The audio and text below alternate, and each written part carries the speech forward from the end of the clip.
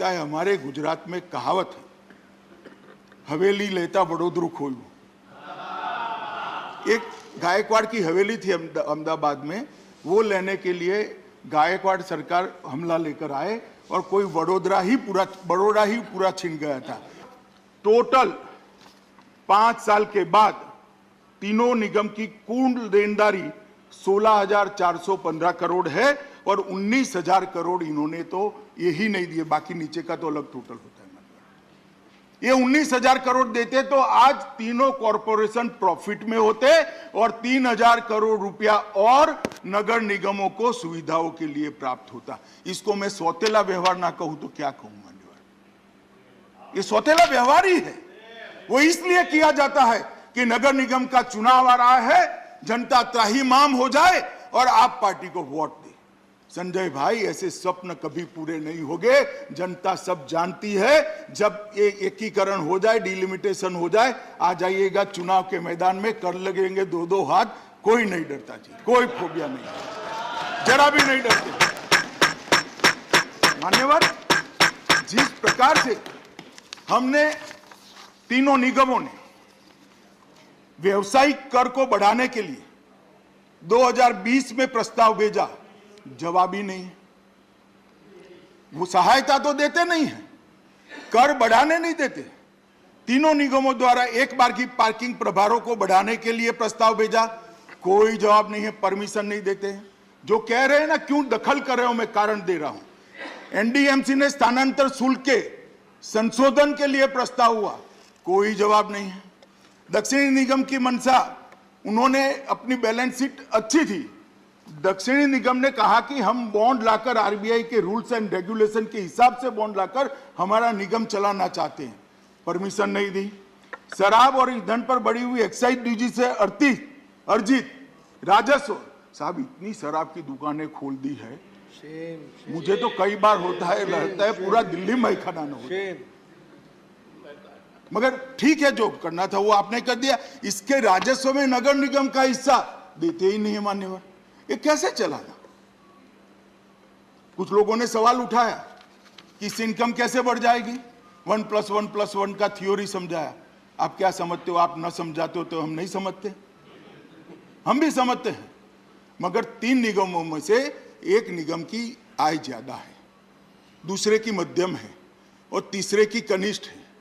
तीनों अगर इकट्ठा हो जाते हैं तो कठिनाई कम होगी, एडमिनिस्ट्रेटिव खर्चा कम होगा, कमिश्नर एक हो जाएगा, मुख्यालय एक हो जाएगा, चीफ इंजीनियर एक हो जाएगा, सारी व्यवस्थाएं, खर्चा भी कम होगा। और इसमें किसी को क्या आपत्ति हो सकती है मान्यवर। और मुझे सवाल कर रहे थे कि आपने क्या दिया दिल्ली सरकार को। मान्यवर, मैं 2011 से बोलना चाहता हूं, 10-11 से। 10-11 में 443 करोड़, 11-12 में 582 करोड़, 12-13 में 800 करोड़, 13-14 में 582 करोड़। उसके बाद हम आए 14-15 में भी हम नहीं थे, मगर 568 करोड़। हम आने के बाद 2016-17 में दिल्ली को देने वाला पैसा 817 करोड़, 857 करोड़, 887 करोड़, 19 में 812 करोड़, 20 में 1116 करोड़, 21 में 1030 करोड़ और 22 में 1000। मान्यवर, इसमें भी अर्ध सत्य है। एक तो हमने एक पैसा भी कम नहीं किया है, डबल किया है, जो पहले से कांग्रेस सरकार से चला आता है। मैं नहीं कहता कांग्रेस सरकार कम दे रही थी, मगर जो दिया जाता था उसमें हमने एक आने की भी कटौती नहीं की है मान्यवर। मैं फ्लोर पर बोल रहा हूं और जिम्मेदारी के साथ बोल रहा हूं मान्यवर।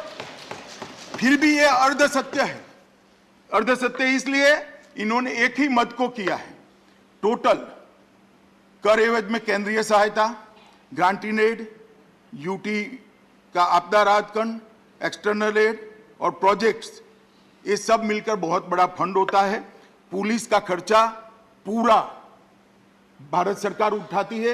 ये सब मिलाकर 17,000 करोड़ से ज्यादा हर साल दिल्ली की जिम्मेदारी भारत सरकार की। मगर आंकड़े ऐसे रखेंगे भाई, मेरी पार्टी के तो संस्कार ऐसे नहीं है, मालूम नहीं कि आप कैसे बोलना चाहते हैं मान्यवर। मैं इतना ही कहना चाहता हूं कि ना इसके अंदर ये बिल लाने में सरकार ने कोई संवैधानिक जिम्मेदारी का निर्वहन करते हुए, हर संवैधानिक जिम्मेदारी का निर्वहन करते हुए ये बिल लाए हैं।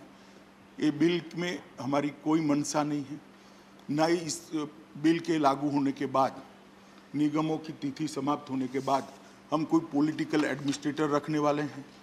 एक स्पेशल ऑफिसर आएगा एक्ट के तहत, वो पुराने एक्ट का प्रोविजन है, नए एक्ट का प्रोविजन नहीं है। जो पहले से एक्ट था उसी का है। हम कोई पॉलिटिकल व्यक्ति को नहीं रखेंगे बंगाल की तरह मान्यवर। एक स्पेशल ऑफिसर आएगा जो ऑफिसर इसको चलाएगा।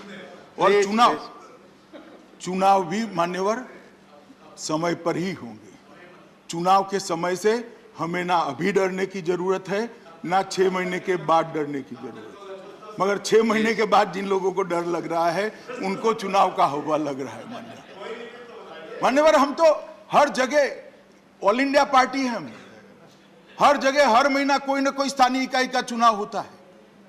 और हमारी देश में बहुत सारी सरकारें हैं, बहुत सारी जगह पे अलग पार्टी की म्युनिसिपल कॉरपोरेशन है।